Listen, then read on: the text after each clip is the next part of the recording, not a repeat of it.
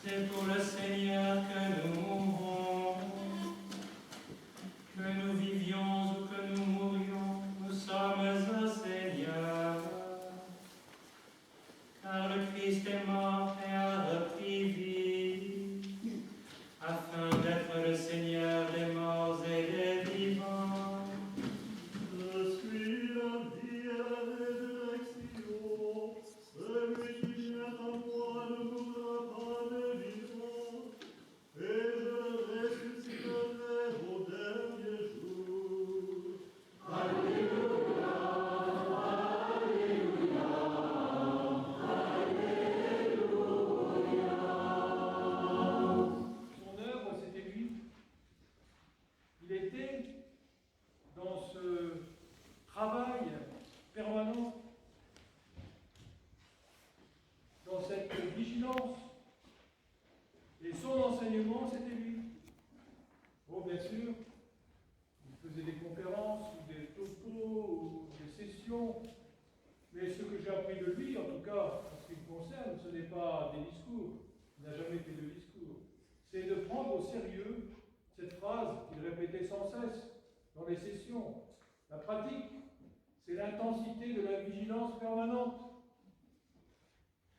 Et il disait, construire des cathédrales ou peler des pommes de terre, quelle différence? Tout ce qui compte, c'est la manière d'être là. Cette manière, disait-il, liturgique, car tout est liturgique, tout est célébration. Et le quotidien, alors, disait-il, prend une autre dimension. Il était lui-même une parole. Et ce que j'ai reçu de lui, je l'ai reçu dans cette manière d'être là, dans cette exigence. détermination. Tout est dans la décision, disait-il. Tout est dans la décision. Et Dieu sait s'il était conscient de ses faiblesses, de sa pauvreté et de ses limites. Le Père Alphonse était passionné par Saint François d'Assise, Sainte Thérèse de Lisieux, sa belle-mère, Sainte Thérèse d'Avila, comme il l'appelait. Et il était dans cette acceptation dans laquelle il est descendu durant toute cette longue agonie, cette souffrance. Et il reprenait cette phrase de Saint François, c'est lorsqu'on accepte avec patience les épreuves, disait Saint François, alors là est la joie parfaite. Oui, je ne l'ai jamais entendu se plaindre. Jamais. Alors, aujourd'hui, il est enfin sur ce chemin qu'il a tant cherché. Cette joie, disait-il, qui nous habite. Oui, Père Alphonse. Cette joie, maintenant, tu l'as en En 1989, Père Alphonse écrivait « Retrouver l'étincelle du christianisme originel. Retrouver ce tronc commun de la source mystique pour que les églises d'abord retrouvent leur unité,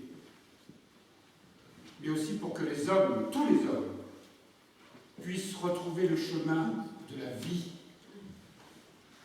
Le Père Alphonse, toute sa vie, a indiqué le chemin vers cette source. Toute sa vie a été aussi cette expérience qu'il nous a transmise.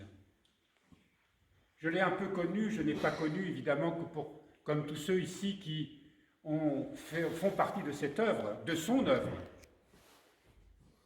Mais je l'ai rencontré tout de même quelques fois et j'ai participé à l'une de ses sessions sur la prière du cœur. Je lui ai demandé de m'inspirer aujourd'hui.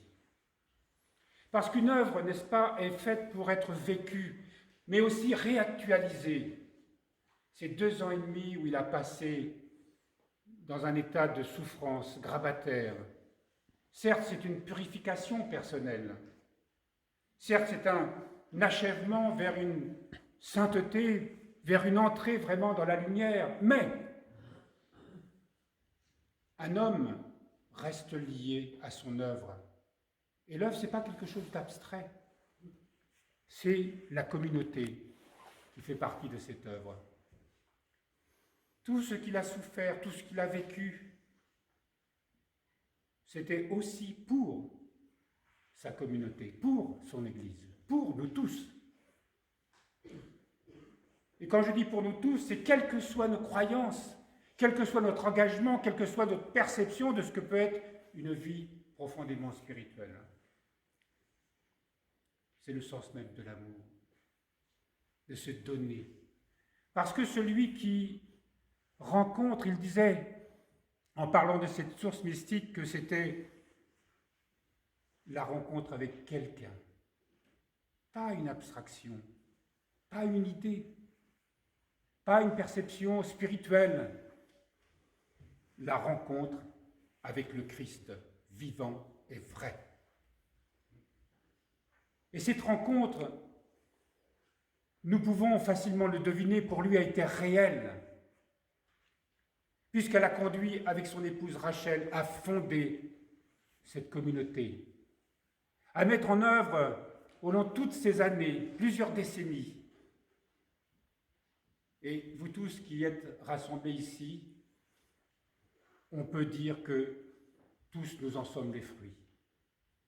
Nous rendons hommage à un homme, mais nous rendons hommage à un héritage. Mais comme tous les héritages, il nous faut le faire fructifier et sans cesse le réactualiser.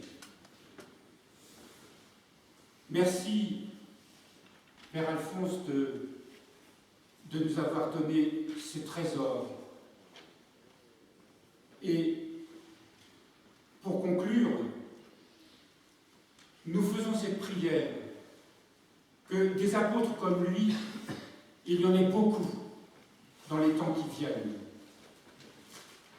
Des hommes aussi humains, chaleureux, spirituels, comme le Père Alphonse, il y en ait beaucoup demain, parce que le monde en aura grand besoin.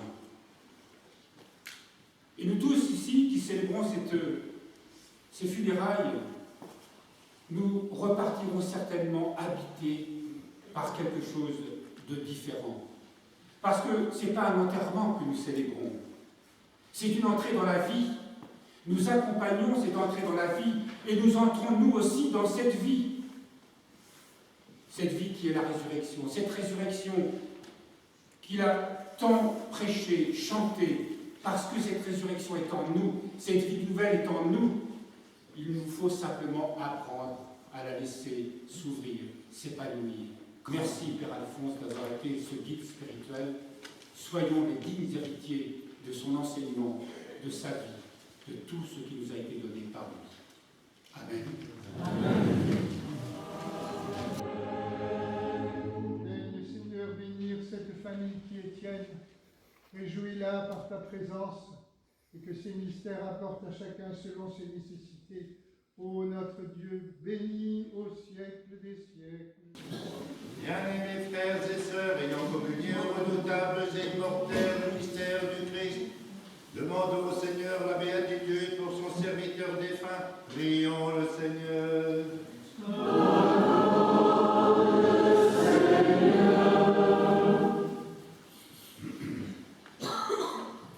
Nous te rendons grâce, Seigneur, pour ton serviteur Alphonse, ta sagesse et ta miséricorde, écartant de lui toute crainte, lui permettent maintenant de croître de grâce en grâce.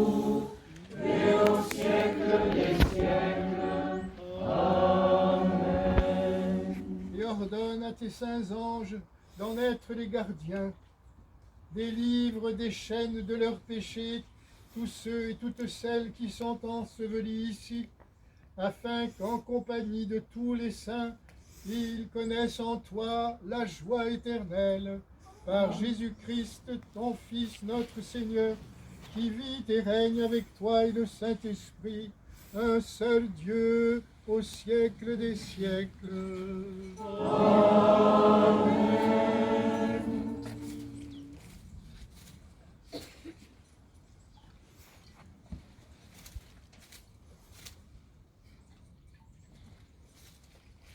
Amen.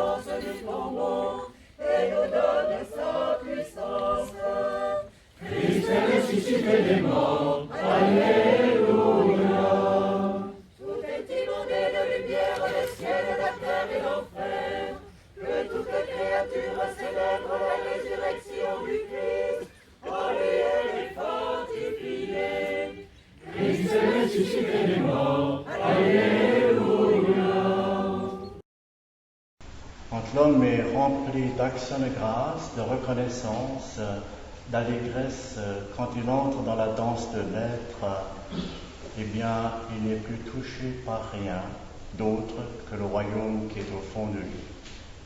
Vous savez, c'est une immense responsabilité parce que ce que nous reprochent d'abord les athées et tous ceux par foule qui s'en vont des églises, qui se vident, c'est notre manque de joie. C'est terrible d'entendre ça. C'est terrible de le voir et terrible de le sentir que nous sommes responsables, évidemment, parce que le Christ nous a dit « Allez, soyez mes témoins ». Les témoins de quoi? De l'Évangile, qui en français veut dire « bonne nouvelle ». Alors si nous sommes les porteurs d'une bonne nouvelle, ça se voit, ça se sent, ça se transmet, ça se transfuse. Et quand quelqu'un est en joie, eh bien c'est comme le miel qui attire l'abeille. Quelqu'un qui est triste n'attire personne. Un triste n'a pas d'amis, c'est connu. Mais quelqu'un qui est dans la joie, eh bien il attire l'autre. Parce que l'homme est créé pour la joie. Nous sommes habités par une joie non conditionnée. La plupart du temps, nous l'ignorons. Mais le fond de notre être, s'il est habité par le mystère de Dieu lui-même, et en particulier du Christ ressuscité, alors, comme le Christ le dit à la fin de l'évangile de Saint Jean, il y a en nous une joie que rien, personne, strictement rien ne peut nous enlever. C'est une joie non conditionnée. Car si nous ne sommes pas enracinés dans la joie, si nous ne la transmettons pas, nous sommes dans la trahison. Vraiment. La tristesse est sans doute la plus grande des trahisons qui soit. C'est en tout cas la plus grande passion qui existe, la plus grande dépendance dont nous sommes les plus grands victimes.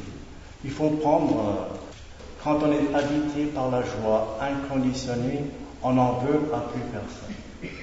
Il faut que le disciple du Christ n'ait aucun ennemi, que nous puissions traiter tout homme sur la planète, et il y a 6 milliards, c'est beaucoup, comme un être chéri par notre cœur. Ça ne veut pas dire que pour les ennemis, on éprouve de l'affection. C'est inutile, ça n'a aucun rôle à jouer. On ne peut pas pour un ennemi éprouver de l'affection ou des émotions quelconques, mais on peut le bénir. Il faut bénir tous nos ennemis. Il faut qu'il n'y ait pas l'once d'une résistance ou d'un refus dans notre cœur. Il faut que nous devenions libres comme le Christ lui-même, qui nous a offert cette grâce lors de sa Pâque et dont nous sommes habités. Et l'ennemi, ce n'est pas seulement les autres éventuellement, c'est aussi les difficultés, peut-être les épreuves, peut-être même la souffrance, les revers de la vie. La vie nous bafoue, elle nous flagelle, elle nous crache dessus. Comment nous la traitons? Il n'y a qu'une manière, c'est de lui pardonner. Il faut pardonner à la vie d'être ce qu'elle est. Et le pardon, dit le Christ, c'est cesser de maudire chaque jugement, chaque interprétation, chaque fois que nous sommes emportés hors de nous-mêmes, que nous critiquons, que nous pensons que ça devrait être comme ça et pas comme ça, nous maudissons la réalité. C'est gravissime. Nous maudissons la réalité et alors la vie nous échappe complètement. Et le Christ dit le pardon s'exerce par la bénédiction. Il dit bénissez, ne maudissez pas. Et Saint Paul reprend ce thème, c'est un de ses thèmes majeurs. Il nous propose de devenir des êtres de bénédiction. Il faut tout bénir. D'ailleurs, nous sommes les héritiers de la mystique juive. Le juif, il bénit tout parce qu'il considère que tout est habité, tout est buisson ardent. Nous sommes les nouveaux Moïse devant une réalité brûlante d'amour. Et donc, tout, mais sans exception, est à bénir. Et quand parfois c'est si difficile, je ne nie pas la souffrance et le tragique de l'existence, et quand c'est parfois si difficile et que nous avons l'impression que rien ne va plus, alors que nous bénissons malgré tout, comme Job sur son tas de fumier, quand nous bénissons la réalité, elle s'ouvre sur le mystère qui est le Christ descendu à l'intérieur. Le Christ, il est descendu à l'intérieur de tout, c'est ça le mystère de Noël. Et quand il descend dans l'écurie, ça veut dire qu'il n'y a rien, il n'y a plus rien qui soit affreux, parce que c'est habité. Nous ne pouvons plus dire c'est affreux. Nous pouvons, à la rigueur, devant le mystère de la souffrance, nous taire, faire silence, certes, mais la foi nous permet d'aller au-delà et de découvrir que dans toute souffrance, c'est le Christ qui souffre en nous et que nous, comme dit Saint Paul, nous communions à travers toute souffrance. Nous communions à la souffrance du Christ. Nous devenons conformes, comme il dit encore, à sa mort, à même être avec lui, dans la mort elle-même, qui est le temps qui passe. Une année écoulée, ça veut dire le temps qui passe, que nous sommes morts à une réalité, mais nous sommes un même être avec lui, avec le Christ qui meurt, et donc nous ressuscitons. L'horloge ne me raconte plus « tu meurs, tu meurs, tu meurs », comme le pendule ne cesse de battre, « tu es en train de mourir ». Non, il me dit maintenant « tu es en train de ressusciter ». Ta vie est une plénitude de joie. Tu ressuscites à condition que tu t'enracines. Encore une parole de Saint Paul. Soyez enracinés et fondés dans l'amour. Mais où est-il l'amour? Au fond de moi. Au lieu d'être perdu dans l'extériorité, d'être happé, extro-déterminé, comme disent les gens savants, eh bien laissons-nous déterminer par l'intériorité. Ancrons-nous, enfonçons-nous, soyons enracinés dans le Christ en nous. Alors, la vie devient une célébration de sa présence. Le geste peut être habité Et comme dit Jésus à la fin de cet évangile, cherchez d'abord le royaume de Dieu. Qu'est-ce que c'est ce d'abord? C'est l'instant présent. Laissons le passé au passé. Laissons les morts enterrer les morts. C'est terminé. Il n'y a que le moi qui veut naviguer dans le passé. Il n'y a que le moi qui usurpe l'avenir. Laissons l'avenir, il n'appartient qu'à Dieu seul. Chercher le royaume, c'est être ici et maintenant, parce que le royaume de Dieu, il est au-dedans de nous. Il n'y a que l'instant qui est la vie. Et l'instant, c'est l'éternel, comme nous le raconte le mystère de Noël. L'éternel entre dans le temps. Le temps est habité, et l'instant, c'est cette verticale qui s'ouvre sur un mystère abyssal d'amour, de joie. On ne peut pas prétendre aimer si on est triste. Là où il y a la tristesse, il y a très peu d'amour. Là où il y a l'amour, il y a toujours la joie. Quel diagnostic peut-être sévère, mais qui nous permet de réviser notre attitude au quotidien et d'entamer cette année vraiment avec le Christ né pour nous et ressuscité pour nous.